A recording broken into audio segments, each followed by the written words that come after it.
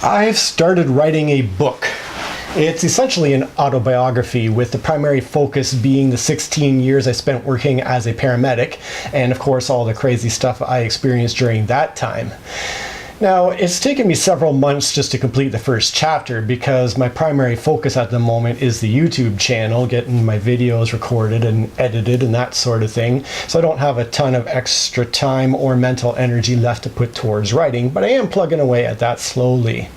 In the meantime, I thought it would be good to get some advice on how to be a good writer. So, since I'm working on a non-fiction book, I thought what better book to pick up than On Writing, a Memoir of the Craft by Stephen King, a book about how to write good fiction by an author whose books I have never read.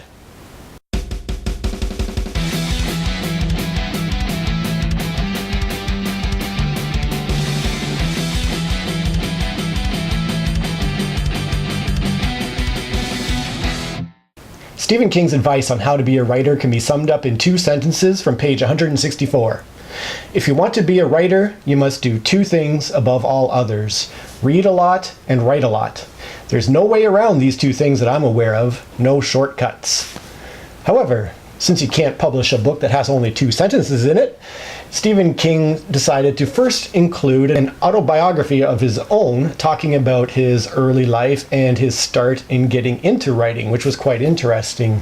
He certainly had quite a difficult childhood, and you can see just how hard he worked to scrape by in his early years, trying to sell his short stories and articles and getting pennies for all his hard work that he'd put into it. However, with the release of his first full novel, Carrie, when he was about 25 or 26, he suddenly rocketed to fame, and all that previous trials and hard work really paid off for him from then on. Again, I've never read any of his books, primarily because I have no real interest in the horror genre. I always said when I was working as a paramedic, if I wanted to see blood and guts and horror, I'd just go to work, and I'm not sure what fictionalized horror accounts would do for me, but it's just a genre I've never been interested in myself.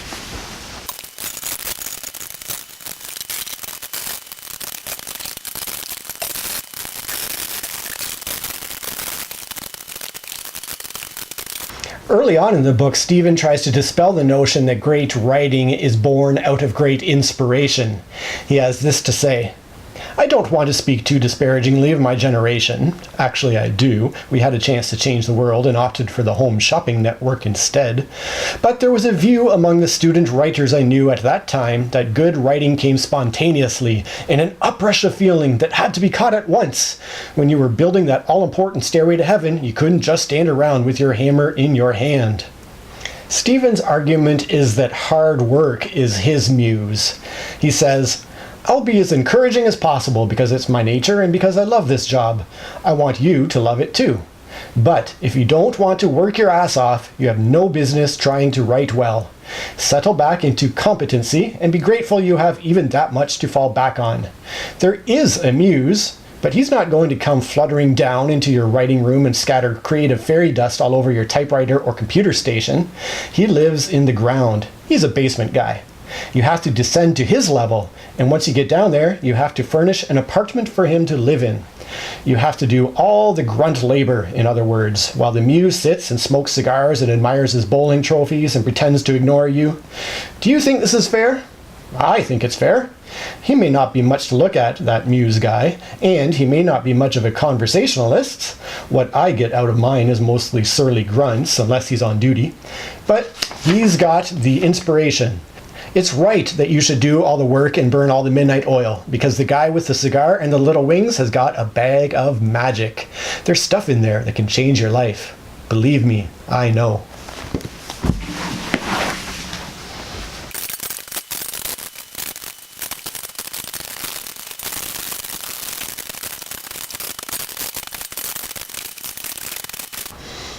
Whew, I've actually been bedridden for much of the past 3 days, and I don't have a lot of energy, which is also why I'm a little late getting this video done.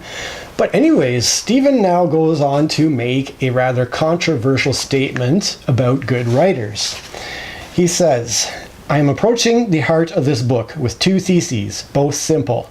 The first is that good writing consists of mastering the fundamentals, vocabulary, grammar, the elements of style, and then filling the third level of your toolbox with the right instruments. The second is that while it is impossible to make a competent writer out of a bad writer, and while it is equally impossible to make a great writer out of a good one, it is possible, with lots of hard work, dedication, and timely help, to make a good writer out of a merely competent one. But before we go on, let me repeat my basic premise. If you're a bad writer, no one can help you become a good one, or even a competent one. If you're good and want to be great, forget about it. What follows is everything I know about how to write good fiction. So I guess there's only hope for those of us who are merely competent writers. But hey, if I can go from competent to good, I think I'd be happy with being a good writer.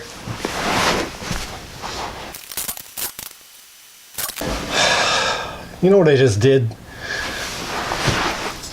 I just put the two end things on the opposite ends they're supposed to be on. I have to take everything apart and do it again.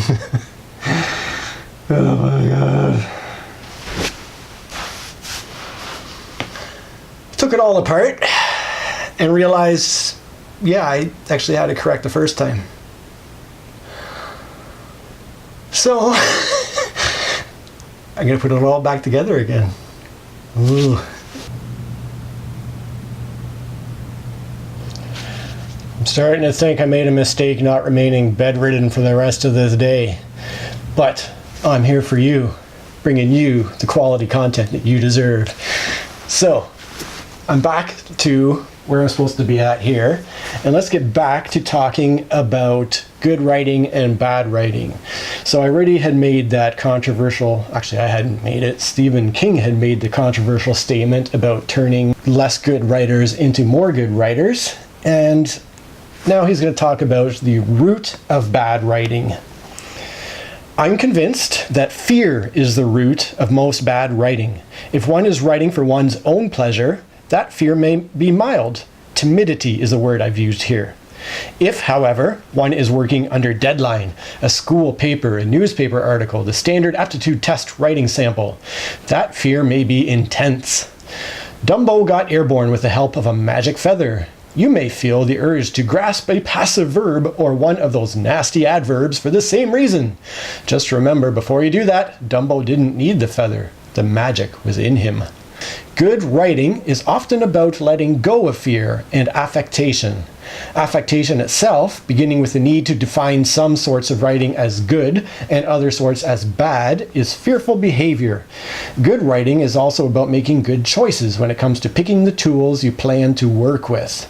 Now, I do find it slightly contradictory that Stephen was just talking about good and bad writers, and now he's saying that talking about writing as being good or bad is fearful behavior. But anyways, it's interesting comments nonetheless.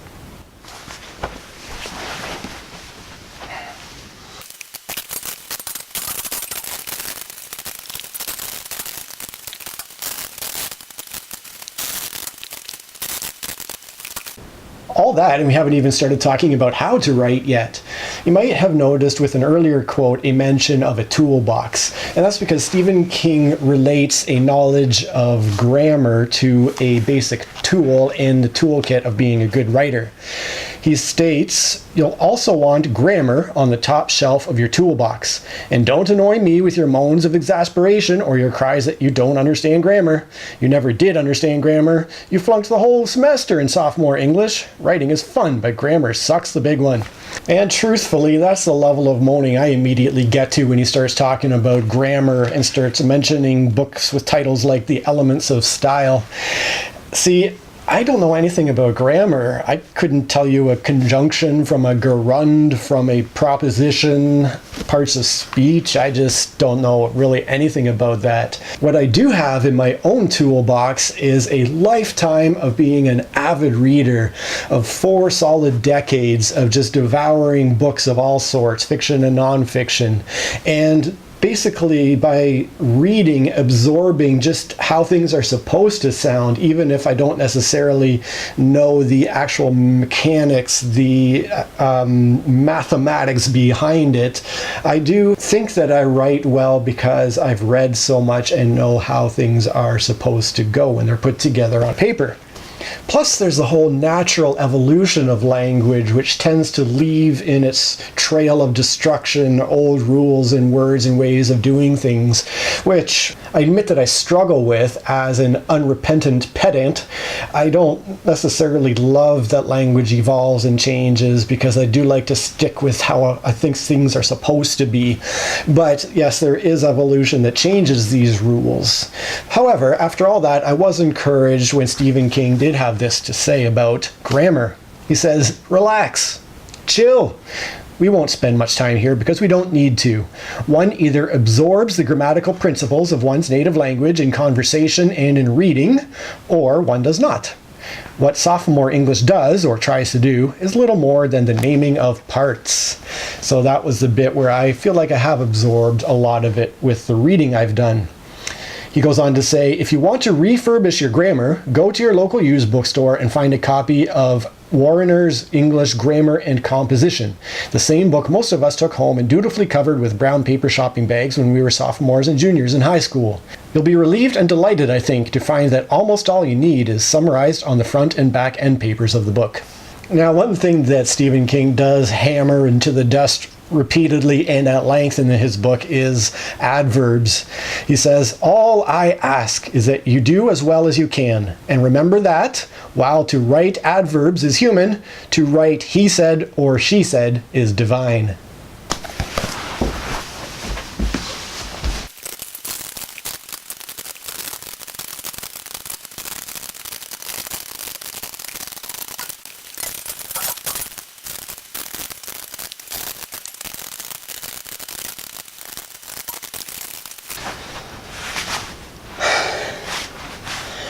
Now, as we get into a couple more tips here, it might be tempting to think that these are maybe more applicable to the writers of fiction that this book is being written for. However, I think it's important to keep in mind that even if you're writing a nonfiction book, as I am, the narrative and the storytelling is still vitally important. If you write your nonfiction book in such a way where you're saying, and then this happened, and then I did this, and then this happened, and then it's not going to hold interest for the reader. Yes, you can tell a true story, but still make it interesting and still have themes and an overarching narrative that you might be wanting to tell with the story you're telling. So with that being said, here's a little bit about description. Thin description leaves the reader feeling bewildered and nearsighted. Over-description buries him or her in details and images. The trick is to find a happy medium. It's also important to know what to describe and what can be left alone while you get on with your main job, which is telling a story.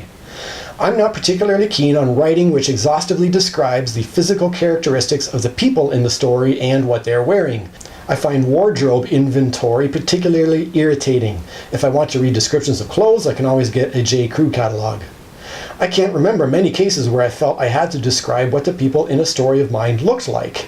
I'd rather let the reader supply the faces, the builds, and the clothing as well. If I describe mine, it freezes out yours, and I lose a little bit of the bond of understanding I want to forge between us. Description begins in the writer's imagination, but should finish in the reader's. I think locale and texture are much more important to the reader's sense of actually being in the story than any physical description of the players. Nor do I think that physical description should be a shortcut to character. So spare me, if you please, the hero's sharply intelligent blue eyes and out-thrust determined chin. Likewise, the heroine's arrogant cheekbones. This sort of thing is bad technique and lazy writing, the equivalent of all those tiresome adverbs. For me, good description usually consists of a few well-chosen details that will stand for everything else. In most cases, these details will be the first ones that come to mind. Certainly they will do for a start. The main difference, I think, with nonfiction is that you do want to give a pretty good description because you're not necessarily leaving as much left to the imagination of the reader as you would with a fiction work. Again, I'm not an experienced writer by any means, so this is more just my personal intuition than any kind of authoritative knowledge I have that I'm trying to pass on. But it just seems that with a nonfiction setting, it would be more important to create an accurate picture of what's happening.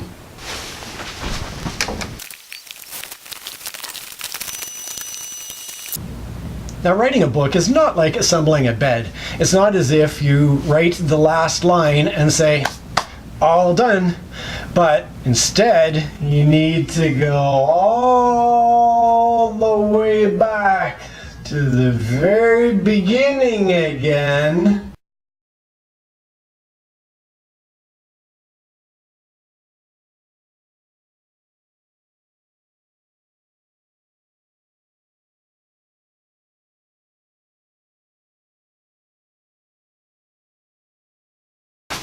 And start rereading, revising, editing, rewriting.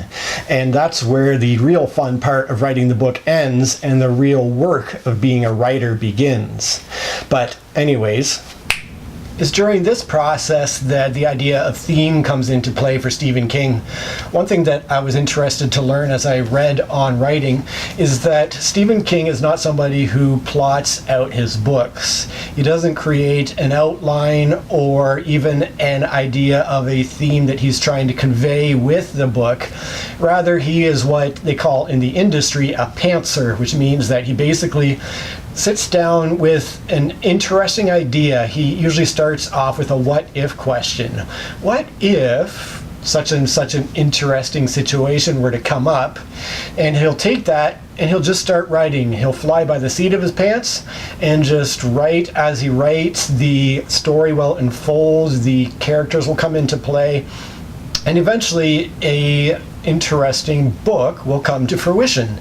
And it's only when he's written the whole thing that he'll go back with his first rereading and look at a theme that has maybe come to life in the process of writing the book. So here's what he has to say about it. During that reading, the top part of my mind is concentrating on story and toolbox concerns. Underneath, however, I'm asking myself the big question, the biggest. Is this story coherent? And if it is, what will turn coherence into a song? What are the recurring elements? Do they entwine and make a theme? I'm asking myself, what's it all about, Stevie, in other words, and what I can do to make those underlying concerns even clearer. What I want most of all is resonance, something that will linger for a little while in constant reader's mind and heart, after he or she has closed the book and put it up on the shelf. I'm looking for ways to do that without spoon-feeding the reader or selling my birthright for a plot of message. Take all those messages and those morals and stick them where the sun don't shine, all right? I want resonance. Most of all, I'm looking for what I meant. Because in the second draft, I'll want to add scenes and incidents that reinforce that meaning. I'll also want to delete stuff that goes in other directions. At the end of the day, I found the book interesting. I learned a couple of things, but what I think I enjoyed most of all was Stephen's description of what it's like to be a writer. So before I conclude this little video, I'm going to read you a relatively lengthy passage about his view on being a writer.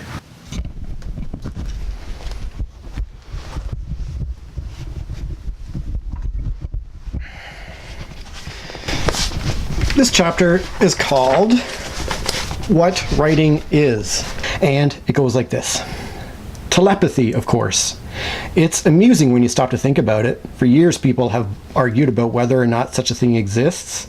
Folks like J.B. Ryan have busted their brains trying to create a valid testing process to isolate it, and all the time it's been right there, lying out in the open like Mr. Poe's purloined letter.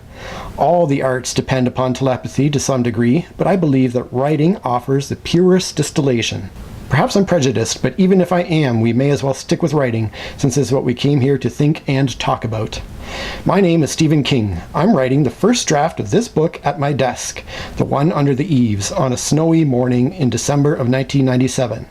There are things on my mind. Some are worries, bad eyes, Christmas shopping not even started, wife under the weather with a virus. Some are good things. Our youngest son made a surprise visit home from college. I got to play Vince Taylor's brand new Cadillac with the Wallflowers at a concert. But right now, all that stuff is up top. I'm in another place, a basement place where there are lots of bright lights and clear images. This is a place I've built for myself over the years. It's a far-seeing place. I know it's a little strange, a little bit of a contradiction that a far-seeing place should also be a basement place, but that's how it is with me. If you construct your own far-seeing place, you might put it in a treetop, or on the roof of the World Trade Center, or on the edge of the Grand Canyon. That's your little red wagon, as Robert McCammon says in one of his novels. This book is scheduled to be published in the late summer or early fall of 2000. If that's how things work out, then you are somewhere downstream on the timeline from me. But you're quite likely in your own far-seeing place, the one where you go to receive telepathic messages. Not that you have to be there. Books are a uniquely portable magic.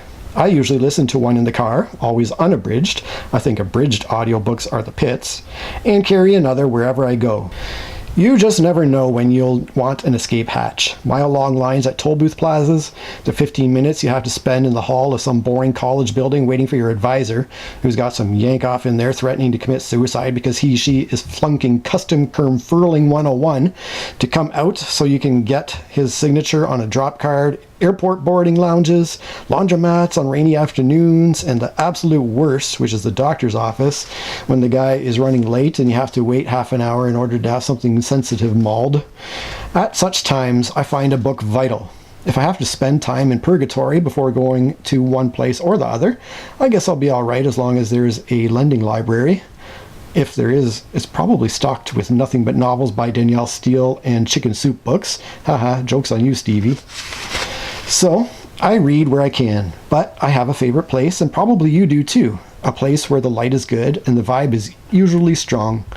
For me, it's the blue chair in my study. For you, it might be the couch on the sun porch, the rocker in the kitchen, or maybe it's propped up in your bed. Reading in bed can be heaven, assuming you can get just the right amount of light on the page and aren't prone to spilling your coffee or cognac on the sheets.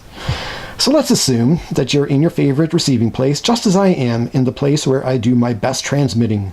We'll have to perform our mentalist routine, not just over distance, but over time as well. Yet that presents no real problem. If we can still read Dickens, Shakespeare, and, with the help of a footnote or two, Herodotus, I think we can manage the gap between 1997 and 2000. And here we go. Actual telepathy in action. You'll notice I have nothing up my sleeves and that my lips never move. Neither, most likely, do yours. Look, here's a table covered with a red cloth. On it is a cage the size of a small fish aquarium. In the cage is a white rabbit with a pink nose and pink-rimmed eyes. In its front paws is a carrot stub upon which it is contentedly munching. On its back, clearly marked in blue ink, is the numeral 8. Do we see the same thing? We'll have to get together and compare notes to make absolutely sure, but I think we do. There will be necessary variations, of course. Some receivers will see a cloth which is turkey red. Some will see one that's scarlet, while others may see still other shades. To colorblind receivers, the red tablecloth is the dark gray of cigar ashes. Some may see scalloped edges, some may see straight ones. Decorative souls may add a little lace, and welcome. My tablecloth is your tablecloth. Knock yourself out. Likewise, the matter of the cage leaves quite a lot of room for individual interpretation. For one thing, it is described in terms of rough comparison, which is useful only if you and I see the world and measure things in it with similar eyes. It's easy to become careless when making rough comparisons, but the alternative is a prissy attention to detail that takes all the fun out of writing. What am I going to say? On the table is a cage 3 feet 6 inches in length, 2 feet in width, and 14 inches high? That's not prose, that's an instruction manual. The paragraph also doesn't tell us what sort of material the cage is made of. Wire mesh? Steel rods? Glass? But does it really matter? We all understand the cage is a see-through medium. Beyond that, we don't care. The most interesting thing here isn't even the carrot-munching rabbit in the cage, but the number on its back. Not a 6, not a 4, not 19.5. It's an 8. This is what you're looking at, and we all see it. I didn't tell you. You didn't ask me. I never open my mouth, and you never open yours. We're not even in the same year together, let alone the same room. Except we are together. We're close. We're having a meeting of the minds. I sent you a table with a red cloth on it, a cage, a rabbit, and the number 8 in blue ink. You got them all, especially that blue 8. We've engaged in an act of telepathy. No Mythy Mountain shit, real telepathy. I'm not going to belabor the point, but before we go any further, you have to understand that I'm not trying to be cute. There is a point to be made. You can approach the act of writing with nervousness, excitement, hopefulness, or even despair. The sense that you can never completely put on the page what's in your mind and heart. You can come to the act with your fists clenched and your eyes narrowed, ready to kick ass and take down names. You can come to it because you want a girl to marry you, or because you want to change the world. Come to it any way but lightly. Let me say it again. You must not come lightly to the blank page. I'm not asking you to come reverently or unquestioningly. I'm not asking you to be politically correct or cast aside your sense of humor. Please God, you have one. This isn't a popularity contest. It's not the moral Olympics, and it's not church. But it's writing, damn it, not washing the car or putting on eyeliner. If you can take it seriously, we can do business. If you can't or won't, it's time for you to close the book and do something else. Wash the car, maybe. I loved that passage in particular, and I think it does summarize a lot of what Stephen King was trying to say in his book. And I will just read a couple of much shorter clips to conclude this. It's interesting to note that Stephen King very nearly died when he was partway into writing this particular book. He was going for a walk down a country lane when a van came over a hill and absolutely smoked him. He was really on death's door for a while and had an extremely long recovery. And getting back into writing was something that he did with a great deal of difficulty. And so it was almost as if he was having to start over again from that sense. When he was finally able to get back to writing this book again, he felt the nerves that a new writer might feel in starting out with writing, and he said, "The scariest moment is always just before you start. After that, things can only get better." It was an experience that made him reflect on a lot of things, and I'm going to read the last couple of paragraphs of the book because I really like how he wrapped it all up. Writing isn't about making money, getting famous, getting dates, getting laid, or making friends. In the end, it's about enriching the lives of those who will read your work and enriching your own life as well. It's about getting up, getting well, and getting over. Getting happy, okay? Getting happy. Some of this book, perhaps too much, has been about how I learned to do it. Much of it has been about how you can do it better. The rest of it, and perhaps the best of it, is a permission slip. You can, you should, and if you're brave enough to start, you will. Writing is magic, as much the water of life as any other creative art. The water is free, so drink. Drink and be filled up. Oh, and by the way, proposition was just a joke. Holy cow, you made it to the end of this video. That really does mean a lot to me. The other thing that means a lot to me is if you would give it a thumb up or subscribe to my channel, or maybe share this video with one person that you think would enjoy it. Cheers.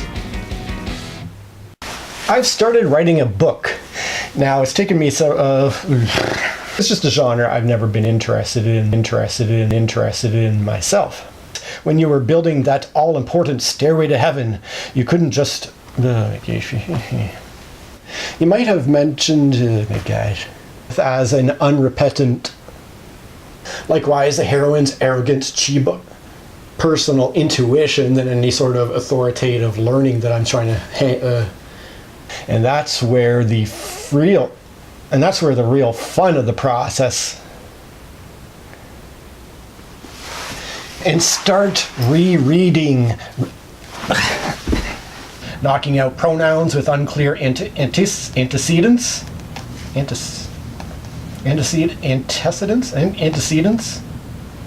Just not our sort, old chap. Just not our sort, old chap. Just not our sort, old chap.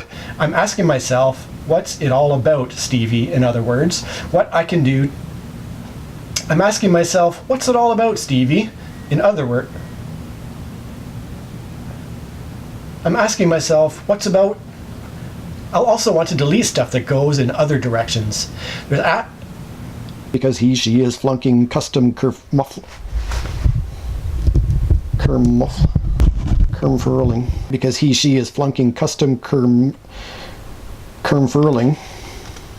If we can still read Dickens, Shakespeare, and, with the help of a footnote, and with the help of a footnote, and Stephen King,